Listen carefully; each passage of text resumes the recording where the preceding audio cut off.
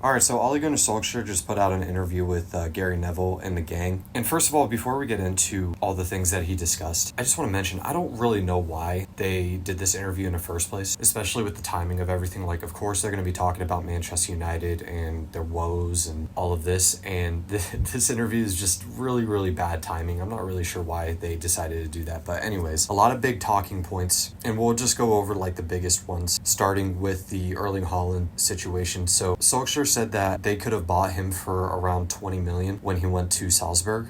And he also mentioned that they should have bought him when he was at Molde. He was saying that Manchester United said that they had the scouting report and everything on him, but they didn't want to do it, long story short. And I think this is the biggest story that's come out of it, because a lot of people, of course now, hindsight, we know the player that Erling Haaland was, or is. But at the time, it was just kind of somebody's word and a little bit of scouting. They decided not to take the gamble. So he goes to Salzburg and doesn't play for a few months and has a release clause of like 20 million. And again, Solskjaer comes to United saying, hey, like, this guy's not playing, you should take advantage of this right now. And again, United doesn't do it.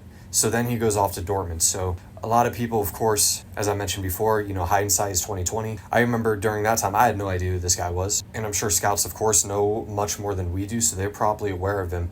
20 million is a big gamble for an unproven talent. Yes, he might have a lot of potential, but people are looking at 20 million like, I think FIFA and Football Manager has kind of ruined it, because 20 million seems cheap. $20 million is $20 million. Like, come on. And to spend that kind of money on somebody that isn't playing for Salzburg at the time, that's absolutely insane. And if Manchester United's not spending the $20 million, I know Dortmund did, but they're kind of like the masters at what they do, buying talented youth prospects and building them up, selling for a profit. That's what they do. So why didn't any other team come in? And that's my biggest thing. Like, you sit here and say, oh, Manchester United, you got blood on your hands. Where are all the other teams that should have been in on him? Where are the other teams splashing $20 million for an unproven youngster? The next thing is the whole Cristiano Ronaldo situation of buying him. And he was saying that was a no-brainer at the time. And that decision was very, very quick. So I think it was kind of forced on him too, because of the whole Manchester City rumors and the links, which I think was very, very close to happening until Sir Alex Ferguson kind of came in and talked to Ronaldo, told him that this is his home,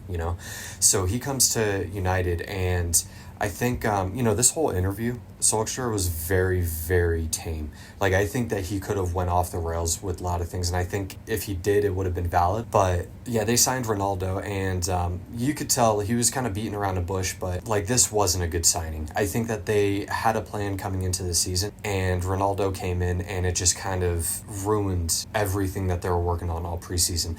I mean, they got Jadon Sancho coming in, who is direct competition for Marcus Rashford, so you have two superstars in that left wing. You have Cavani up top, and not only is his position being taken, but his number is being taken as well. And then you have Anthony Martial. Like, that just wasn't, it's one of those signings that you have to make, but it's not good for your team. Like, you can't pass up on the opportunity to get Cristiano Ronaldo, right? And he was talking about how hard it was to kind of deal with that, and like, Ronaldo came to him saying, you need to start me 3 out of the 4 games, and I'm okay, not starting one of those games. And then when it came to the time that and I think they specifically talked about like an Everton game or something.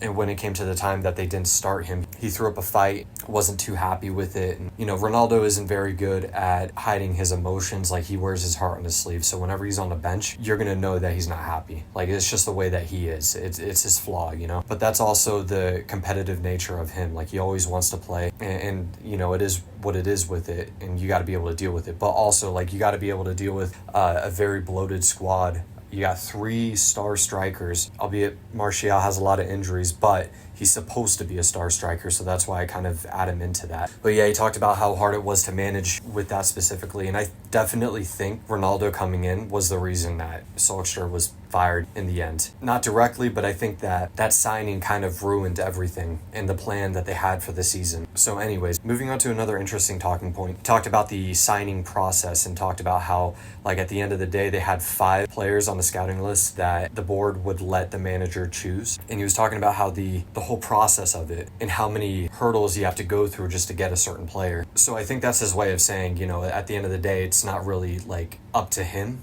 as much. And again, I like to go back to talking about, FIFA and Football Manager, because with those games, like, you have all, like, you as the manager have the ability to make the transfers that you want. It's not like that in real life. And again, we're talking about money here, like 20 million for Haaland during that time might seem like a bargain, but but $20 million is $20 million, you know? So that was really interesting. And then the last thing is he was talking about his last game at Watford, where they lost 4-1. And he was talking about how he kind of knew that that was his last game, especially at halftime going in. So he asked the players, raise your hand if you don't want to play and we'll sub you or whatever it was. So he said a couple of players raised their hand and they made a couple changes at halftime. Those changes being Martial for Marcus Rashford and Donny van de Beek for Scott McTominay, which I thought was really interesting. And again, it's like, first of all, this interview kind of came at a really bad time, especially with Marcus Rashford's issues at the moment. But I think that it felt like it was one of those things where he kind of said accidentally and was trying to backtrack because he didn't want to call anybody out. But oh yeah, there was actually one more thing. He talked about how Jude Bellingham came to Carrington, their training complex, and met some of the players and was talking about, you know, his demands and what he would expect. As a 17-year-old player, he came in saying,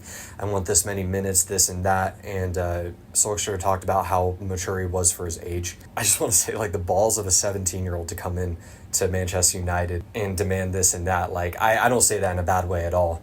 I think that if there's any player in the world that could do that, it's probably Jude Bellingham. But I thought that was really interesting too. I had no idea that Bellingham came and spoke with United. But anyways, very, very interesting interview. I enjoyed it. I watched it this morning. Very good. Go give it a listen. Comment and let me know what you thought was the most interesting part of this interview. Like and subscribe, and I'll see you next time.